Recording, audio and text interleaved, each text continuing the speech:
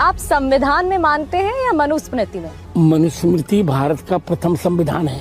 मनुस्मृति भारत का प्रथम संविधान है और मनुस्मृति में एक भी ऐसा वाक्य नहीं है जो भारतीय संविधान के विरुद्ध हो। मैं दावे के साथ कह सकता हूं कि इस अकल के अंधे ने मनुस्मृति को कभी नहीं पढ़ा होगा, बस दूसरों के मुंह से सुना ही होगा। लेकिन आप इसको पढ़ो। मनुस्मृति के 8वें अध्याय के हिसाब से ब्राह्मण चाहे तो शूद्र का सारा धन ले सकता है, क्योंकि शूद्र का अपना कुछ भी नहीं होता, चाहे उसने अपनी मेहनत से ही क्यों ना कमाया हो। और ये आज बात बिल्कुल सही साबित भी होती है। देश के टोटल आबादी के 15% अपर कास्ट के पास देश का 41% धन है। आरक्षण का विरोध फिर क्यों करते हैं आप? मैं बिल्कुल करूंगा। आरक्षण आर्थिक आधार पर होना चाहिए। स्वयं जातिवाद ने अकाउंट फैला दिया। यदि आरक्षण जाति के आधार पर न हो अभी भी मैं हर जन के यहाँ रोटी खाने को तैयार। मैं वचन दे रहा हूँ। बड़े बड़े आईएएस लड़के, ब्राह्मणों का लड़का 100% पाकर भी जूता से रहा है और किसी दूसरे का लड़का 4% पाकर कलेक्टर हो रहा है। तो प्रतिभा का जहाँ अपमान होगा वो देश कैसे तरक्की करेगा बताइए।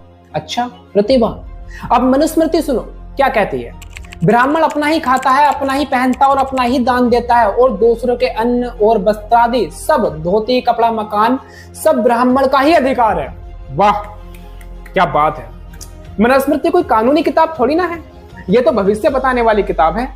जैसा देश के आज आईएएस, आईपीएस, आईएफएस और उससे भी बड़े बड़े पदों पर 15% अपर कास्ट के ही 46% पोजीशन है।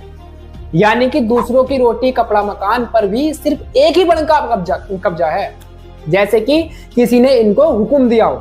भले ही देश के अंदर अभी संविधान लागू हो, लेकिन ऐसे खटमलों को जब और जहां मौका मिलता है वो अपने मनु के विधान को लागू करने की फिराक में रहते हैं।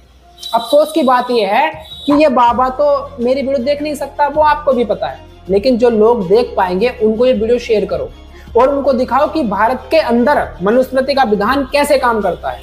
जय भीम।